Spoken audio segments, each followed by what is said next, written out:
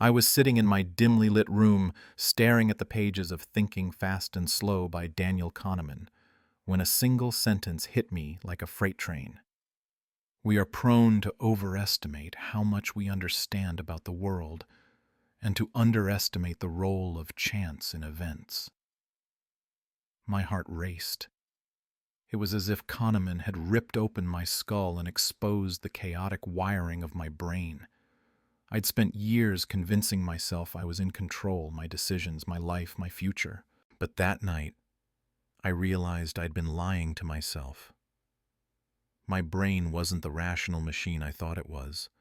It was a mess of shortcuts, biases, and reckless impulses that had been silently sabotaging me for years.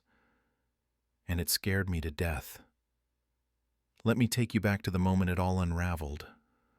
I was 27, grinding through a dead-end job, scrolling through social media for hours every night, and wondering why my life felt like it was stuck in quicksand. I'd make plans, big ones, like starting a side hustle or getting in shape, but they'd fizzle out in days. I blamed everyone and everything, my boss, my lack of time, even my bad luck. But after reading Kahneman's book, I saw the truth. My brain was betraying me, not the world. It was wired to take the easy road, to trick me into thinking I was making smart choices when I was just coasting on autopilot. Kahneman's words haunted me. The illusion of control is a powerful narcotic. I'd been hooked on that illusion, thinking I was steering my life when I was actually just reacting, like a puppet jerked around by my own lazy thinking. I remember one night, sitting at my desk, planning to work on a freelance project that could have earned me an extra $2,000. Instead, I spent 4 hours watching YouTube videos about productivity hacks. Ironic, right? My brain had tricked me into feeling productive without actually doing anything. That's what Kahneman calls System 1 thinking, the fast, instinctive part of your mind that loves instant gratification and hates hard work. It was running my life, and I didn't even know it. The scariest part? I wasn't alone.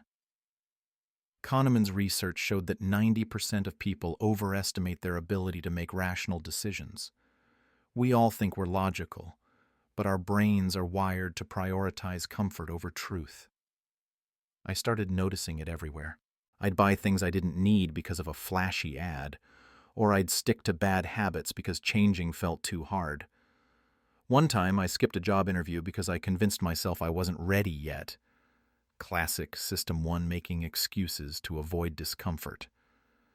Meanwhile, my bank account was screaming for help, and my dreams were gathering dust. I hit rock bottom when I missed a deadline for a client who could have been a game changer for my career. I procrastinated for weeks, telling myself I'd get to it tomorrow. When the client dropped me, I was crushed. I sat there, staring at my laptop, feeling like a failure. That's when I picked up Thinking Fast and Slow again. Kahneman's words cut deep. The confidence we experience as we make a judgment is not a reasoned evaluation of the probability that it is right.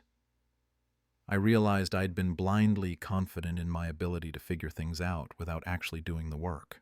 My brain had been feeding me lies, and I'd eaten them up. That moment broke me. But it also woke me up. I couldn't keep living like this, letting my brain's lazy shortcuts dictate my future. I started digging deeper into Kahneman's ideas, desperate to understand how my mind worked and how I could take back control. It wasn't easy. Facing the truth about yourself is like staring into a mirror that shows every flaw you've been ignoring. But it was also the first time I felt hope. If I could understand my brain's tricks, maybe I could outsmart them. Maybe I could stop being a passenger in my own life and finally take the wheel. The realization that my brain was sabotaging me was terrifying, but it also lit a fire under me. If my mind system 1, the fast, impulsive part Daniel Kahneman described in Thinking Fast and Slow, was leading me astray, I needed to lean on system 2, the slower, more deliberate part. Kahneman said it best. System 2 is who we think we are. But activating that logical side of my brain wasn't like flipping a switch. It took work, discipline, and a plan to outsmart my own wiring. I'm going to walk you through the steps I took to rewire my thinking, break free from my brain's traps, and finally start making decisions that moved my life forward. These aren't vague tips or fluffy advice. They're the exact strategies that helped me go from wasting 10 hours a day on distractions to building a side hustle that earned me $7,000 in 6 months. Step 1. I had to face my biases head on. Kahneman's book taught me that our brains love shortcuts like the confirmation bias, where we only seek information that agrees with what we already believe. I used to think I was too busy to work on my goals, but that was just my brain justifying my laziness. So, I started tracking my time with an app called Toggle. For 1 week, I logged every minute, every YouTube binge, every quick social media scroll. The results were brutal. I was spending 35 hours a week on mindless distractions. Seeing those numbers forced my system 2 to kick in. I couldn't lie to myself anymore. If you want to try this, download a time tracking app and commit to logging 1 week. It's like holding a mirror up to your habits. You can't hide from the truth. Step 2. I created a decision filter to slow down my impulsive choices. Kahneman explains that System 1 loves instant gratification, which is why we procrastinate or make snap decisions that feel good but screw us over later. My filter was simple but powerful. Before making any decision, whether it was buying something, skipping a workout, or putting off work, I'd ask myself 3 questions. 1. What's the long-term cost of this choice? 2. Am I acting on impulse or logic? 3. Would I respect someone else who made this decision? This filter stopped me in my tracks. Once, I almost spent $200 on a new gadget I didn't need. Running it through the filter made me realize it was just System 1 chasing a dopamine hit. Try writing these questions on a sticky note and putting it on your laptop. It's a small trick, but it forces your brain to pause and think. Step 3. I built a system to make hard work easier than laziness. Kahneman's research shows that our brains default to the path of least resistance. So, I flipped the script by making my good habits frictionless and my bad ones harder. For example, I wanted to stop scrolling social media at night, so I deleted the apps from my phone and logged out on my laptop. To work on my freelance projects, I set up a dedicated workspace with no distractions, no TV, no phone, just my laptop and a timer. I also used the Pomodoro technique, 25 minutes of focused work, 5-minute break. In 1 month, I went from working 2 hours a week on my side hustle to 15 hours. The results? I landed 3 new clients and made $3,500. You can do this too. Pick 1 habit you want to build, remove 1 distraction, and set a timer for 25 minutes. Start small, but start now. Step 4. I surrounded myself with accountability. Kahneman notes that our brains are influenced by our environment, often more than we realize. I used to hang out with people who'd spend hours gaming or complaining about their jobs, and it dragged me down. So, I joined an online community of freelancers on Discord. We shared goals, gave each other feedback, and called each other out when we slacked off. One guy, Mike, pushed me to finish a project I'd been avoiding for weeks. That project alone earned me $2,200. Find a group, online or in person, that shares your goals. It's like having a gym buddy for your brain. They keep you honest when your System 1 wants to bail. The benefits of these steps were undeniable. Before, I was stuck in a cycle of procrastination and self-doubt, barely scraping by with $1,500 a month from my job. After applying these strategies, I not only built a side hustle, but also started waking up with purpose. I read 12 books last year, improved my focus, and even lost 15 pounds because I stopped stress eating. My bank account grew, but more importantly, so did my confidence. I wasn't just reacting to life anymore. I was shaping it. Kahneman's insight that the world is not as predictable as we think taught me to stop relying on luck and start building systems. These steps weren't magic. They were deliberate choices to outsmart my brain's lazy wiring. And if I could do it, so can you. So here I am, a year after thinking, fast and slow, shattered my illusions, living a life I barely recognize.